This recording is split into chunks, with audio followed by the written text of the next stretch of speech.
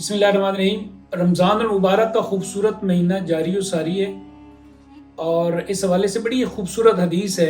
रहमत आलम सैयद दो आलम सल्लल्लाहु अलैहि वसल्लम का इरशाद है, मन काम रमज़ान ईमानन व एहतिसाबन, जिसने रमज़ान ईमान और एहतिसाब के साथ गुजारा तो उसके गोया गुज़श्ता गुनाह मुआफ़ कर दिए गए।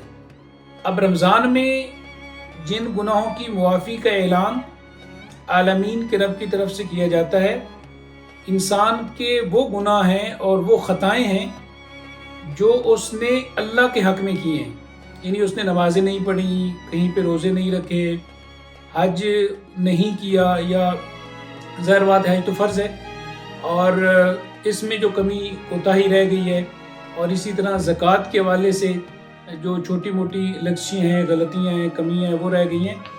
लेकिन जो लोगों के हुकूक हैं और किसी ने किसी का माल खाया है, किसी की जान पर हमला किया है, दस्तदराजी की है, तो वो नहीं मुआफ़ होते। वो उसी वक्त ही मुआफ़ हो सकते हैं जब एक इंसान अल्लाह ताला से भी मुआफ़ी मांगता है, इस्तिग़फ़ार करता है और लोगों के हुकूक भी अदा करता है। तो इस रमज़ान में एहतिसाब का मतलब ये है कि हम वो गुनाह जो हमसे हुए और वो अल्लाह के हुकूक थे, वहाँ पे तो हम अल्लाह ताला से मुआफ़ी के ख़ासदार हों, और हमारी वो गलतियाँ, वो ख़ताएँ और वो गुनाह जो हमने लोगों का माल खाकर या किसी पर जुल्म करके या ज़्यादती करके किए हैं, तो उनको वो हुकूक अदा भी करें और अल्लाह ताला से भी साथ मुआफ़ी मांगें, और यकीनन हम अल्लाह ताला को बहुत ज़्यादा बख्श देने वाला और रहम करने वाला पाएंगे।